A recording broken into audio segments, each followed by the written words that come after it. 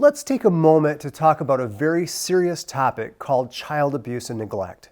A subject none of us really want to talk about, but is vitally important, especially if you work in an industry where you might be mandated to report such abuse or neglect. First though, let's cover a little bit of background about this subject. According to the statistics covered by the United States Department of Health and Human Services, the Administration for Children and Families, an estimated 679,000 children were victims of abuse and neglect, and of those, over 1,500 died in 2013 alone. Of these children, 80% suffered from neglect, 18% suffered a physical form of abuse, and 9% were victims of sexual abuse. So as you can clearly see, this is a problem that is so serious and far too common. My hope is that this training will give you the knowledge to recognize true abuse and neglect and help you protect the innocent. Now, depending on your state laws, you may have a legal requirement to report suspected abuse as a person called a mandated reporter. A mandated reporter is a person who is legally required to ensure that a report is made to the proper authorities when abuse is observed or suspected. Specific details vary across states and jurisdictions, so make sure you know your particular details. Abuse that must be reported typically includes that which can be categorized as neglect, physical, or sexual in nature. Mandated reporters may be paid staff or volunteers, but who have assumed full or even limited responsibility for the care of a child. And this often includes, but not limited to, teachers, daycare providers, EMS personnel, coaches, camp staff, and other professionals. Unfortunately, abuse can occur anywhere, and some examples might include like child daycare centers, schools, religious institutions, recreational and athletic programs, camps, residential facilities, and sadly, even at home. The most predominant type of abuse is neglect. Neglect is something that means despite available resources, the parent or legal caregiver fails to provide adequate food, clothing, shelter, supervision, and may not seek appropriate medical attention for illness or injury. Now, this can happen for a number of reasons, but may specifically include a family crisis or a job loss, a serious illness to a caregiver, or a divorce or separation of parents. And that all leads to causing chaos in a household that also alters the structure or routines, or the home may seem that it has little space left over for the child. Now, indicators of neglect may include a child who looks undernourished and hungry. Now, these children might even become beggars for food because of this persistent hunger. The child might be more lethargic, like they're not getting enough sleep due to disrupted schedules. They've got noticeably poor hygiene. Maybe they're inappropriately dressed for the weather. The child may have injuries that can be attributed to a lack of supervision, including those kind of associated from being harmed by other people. The trigger that makes them suspect of abuse is that they say they have frequent accidents and injuries. Along with these injuries, they have a poor ability to relate to others and have poor self-esteem. Maybe they have attachment difficulties or other social problems like their inability to say no to inappropriate requests.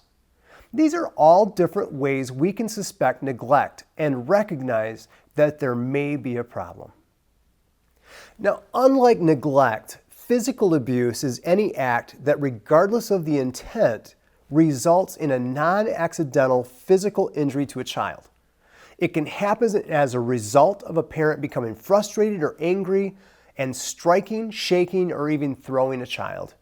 Physical abuse may be an intentional, deliberate assault, such as burning, biting, or cutting the child. It's vital to remember that all children get bumps and bruises and cuts, but it's important to recognize when those bumps and bruises may be the indication that there's physical abuse rather than just normal childhood accidents. In all cases, consider the context. Take into account the child's explanation of the injury, the child's age, and the overall behavior that you notice in that child. Now let's take a closer look at some of the specific signs of physical abuse.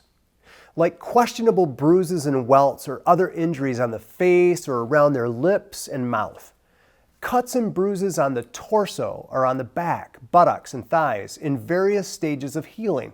In other words, the bruises might be different colors, like some are red and purple and others are more yellowish green. The bruises reflect the shape of the object used to inflict the injury, like an electrical cord or a belt buckle. For the questionable burns like cigarette burns, especially on the soles of the feet or palms of the hands, the back, or even the buttocks of the children, you may see signs of something we call immersion burns. This could be like sock-like burns where we've seen they've put the baby or child into hot water. Now, donut-shaped burns on the buttocks or genitalia, or burn patterns that are like electric stove burners, where they're round and circular or look like the surface of an iron.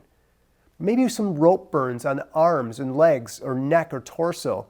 Look for fractures to the skull, the nose, the face, and black eyes, all in various stages of healing.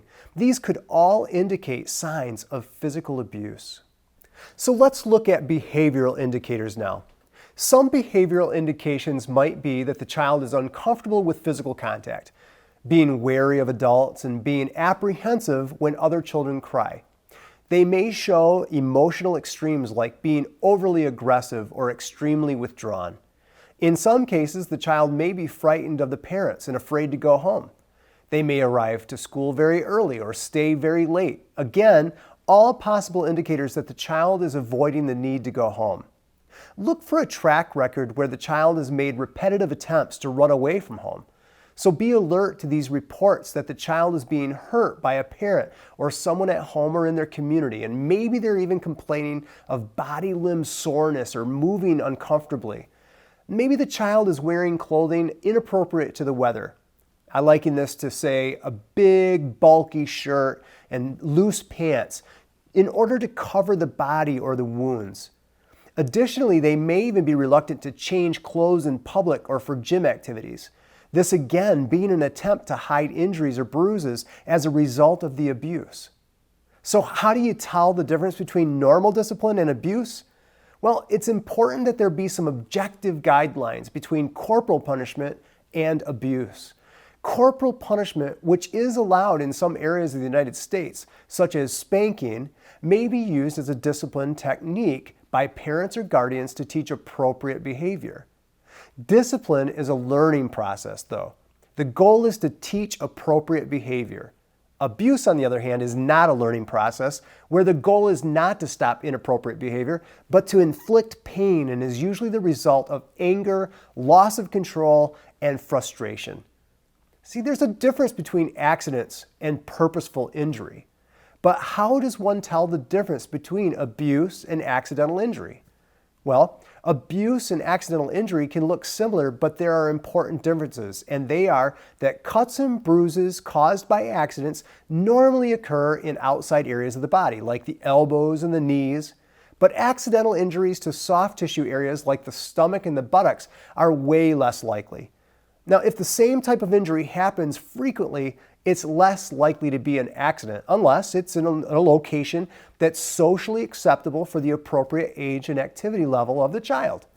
If multiple injuries are present, especially in different stages of healing, it's less likely to be an accident unless the child's involved in a full contact sport. If a series of injuries appear in a pattern or resemble an object like an electric cord or a wooden spoon, well, that's very suspicious, and it may have been inflicted by abuse. If a child's caregiver gives an explanation for injuries that's not consistent with the facts, then the injury may be suspect. Sometimes examples can be helpful, so here's a couple. Steve, a 10-year-old boy, arrived at school with a bruise on his elbow and a scrape on his knee. And so you ask him what happened, and Steve says, "Well, I got hurt riding my bike when I hit a curb. I fell on the road." He says his father gave him a spanking because he told him not to ride on the road. Now, Steve's father states the same exact thing when he picks up Steve from the school, and Steve was glad to see his dad. In this situation, abuse would not be suspected. See, Steve's injuries are consistent with his explanation. His father's explanation was the same, and his injuries are on the outer bony areas of the body, not the soft inner tissues. Steve behaved normally with his father and had no bruises or injuries from the corporal punishment, again indicating this was probably not abuse. Now here's the second one. You notice that Susie, a 9-year-old, is trying to hide from the other girls in the locker room when she changes into her gym t-shirt. You notice that she has bruises on her upper arms and back, as well as a strap welt and bruises on her lower back in various stages of healing. When you question her about it, she says, well, I fell down the stairs, and she's really afraid that you might ask her mother about it. You see, in this situation, you should suspect abuse. Susie's secrecy, her fear of her mother being called, and the bruises on her upper arms and back, the specific injury pattern, and the evidence of the various stages of healing are all multiple indicators of possible abuse. Remember, reporting suspected abuse is helping to protect those who are being abused. Now let's talk about sexual abuse. It's a complex type of abuse with significant implications for the child victim. Often there are no physical signs or behavioral indicators that can be seen, or they're subtle and attributed to other things. But the adult abuser usually tries to manipulate them into silence by using things like, "This is our little secret," with real or implied threats. See, this type of manipulation is far beyond the child's ability to understand. This is emotionally confusing to the child and will often create a wide range of emotional responses. Sexual abuse can be defined as any illegal sexual act upon a child, and it includes incest, rape, indecent exposure, fondling, child prostitution, and child pornography.